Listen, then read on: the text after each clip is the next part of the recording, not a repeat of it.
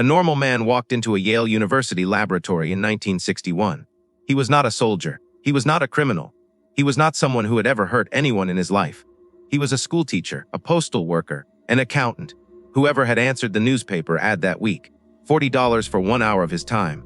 A simple memory experiment.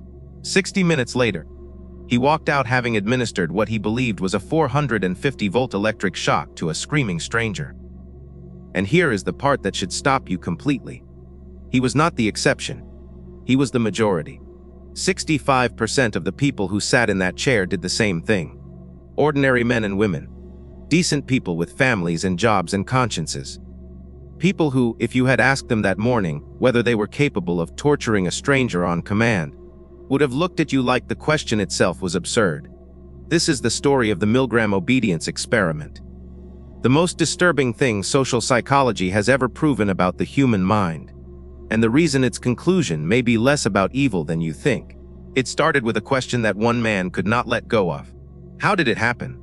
That was the question Stanley Milgram was carrying when he arrived at Yale in 1961. Not how did the Holocaust begin politically. Not how did the machinery of genocide get assembled.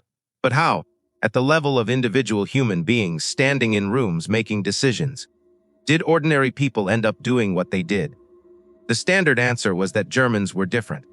That something in the culture, the history, the national character had produced a population uniquely capable of following murderous orders. It was a comforting answer. It drew a clean line between them and everyone else.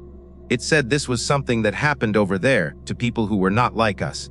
Milgram did not believe it. He had grown up in the Bronx. He had watched his own community.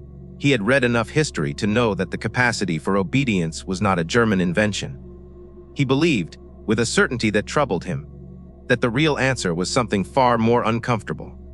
That under the right conditions, with the right structure in place, almost anyone would follow almost any instruction from almost any authority. He designed an experiment to prove it wrong. He built it inside a laboratory at Yale University in New Haven, Connecticut. The room had 2 chambers separated by a wall with a window of one-way glass. In one chamber sat a chair with electrode straps attached to the wrists. In the other sat a console with 30 switches arranged in a row, each one labeled with a voltage reading that climbed from 15 volts to 450 volts. The highest switches were marked simply XX. The setup was presented as a learning experiment. The participant, who Milgram called the teacher, would read a list of word pairs through an intercom. The person strapped into the chair in the other room, the learner, was supposed to memorize them. Every time the learner gave a wrong answer, the teacher was instructed to administer an electric shock, starting at 15 volts and increasing by 15 volts with every mistake. The teacher did not know that the learner was an actor. The teacher did not know that the shocks were not real. The teacher only knew that there was a man in a gray lab coat standing beside him who, whenever the teacher hesitated, would calmly say one of 4 things. Please continue. The experiment requires that you continue. It is absolutely essential that you continue. You have no other choice, you must go on, that was it.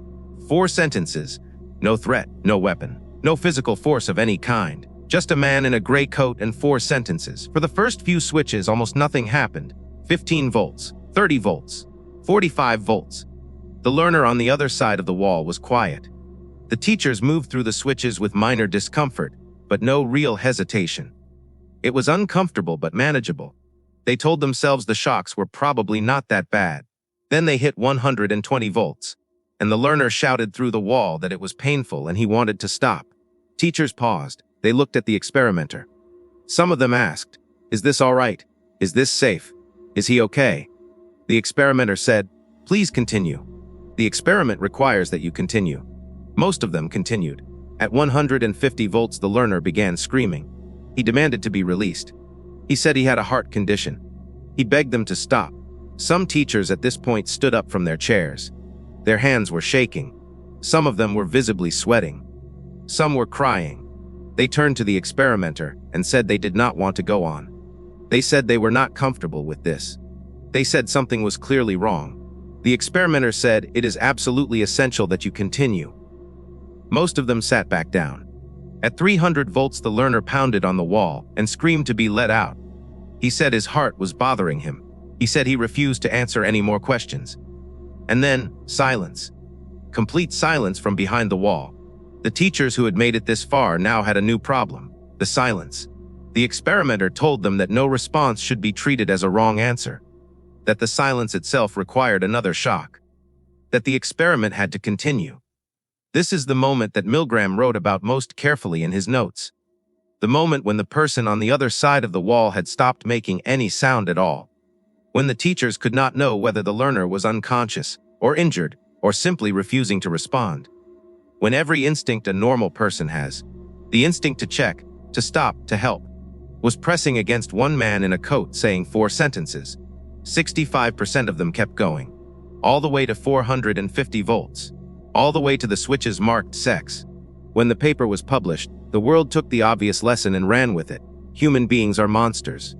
The capacity for cruelty is universal. Evil is not something that lives in a handful of aberrant individuals. It is sitting inside all of us, waiting for the right permission slip. But that reading missed what Milgram actually wrote. He was not studying cruelty. He could see clearly in his data that these people were not enjoying what they were doing. They were distressed. They were conflicted. Many of them were genuinely suffering through every switch they pressed. The ones who administered the highest shocks were not the ones who felt nothing. They were the ones who felt everything and still could not stop. His real conclusion was not about cruelty at all. It was about what happens to a human being when they enter what he called the agentic state. Milgram argued that human beings have 2 fundamental modes of operating in a social structure. The first is autonomous. You make your own decisions. You weigh your own conscience. You take responsibility for your own actions. The second is agentic. You see yourself as an instrument of someone else's will. Your role is to execute instructions, not to evaluate them. The moral weight of what you are doing does not register as yours to carry, because you have transferred that weight upward to the authority giving the orders. He observed that the shift between these 2 states is not dramatic. It does not require threats. It does not require fear. It does not require that the authority be powerful or frightening or even particularly convincing. It only requires that the authority be perceived as legitimate, that the structure feel official, that there be a clear hierarchy with a clear chain of command. Once that shift happens, something in the moral accounting of the human mind changes. The teachers who pressed those switches were not telling themselves they were hurting someone. They were telling themselves they were doing their job, that they were following the protocol, that the responsibility for whatever happened belonged to the man in the coat who told them to continue. The experimenter had said he would take full responsibility, and they believed him. And here is the part that almost nobody ever quotes. Milgram himself was not a pessimist. He did not publish this data and walk away believing that human beings were irredeemably obedient. He spent years after the experiment trying to understand not just when people followed authority, but when they refused. He found that the single most powerful factor in resistance was awareness. Participants who were told in advance about the social dynamics of authority and obedience, who had a framework for recognizing the pressure they were under, were dramatically more likely to stop. The pattern, once you could see it, lost much of its power over you. He found that when the learner was in the same room as the teacher, when the harm was visible and immediate and impossible to abstract away, compliance dropped sharply. Distance was what made obedience possible. Proximity was what broke it. He found that when 2 teachers were present and one of them refused, the second almost always refused as well. Dissent, he wrote, is contagious. A single person who says no changes the entire calculation for everyone watching.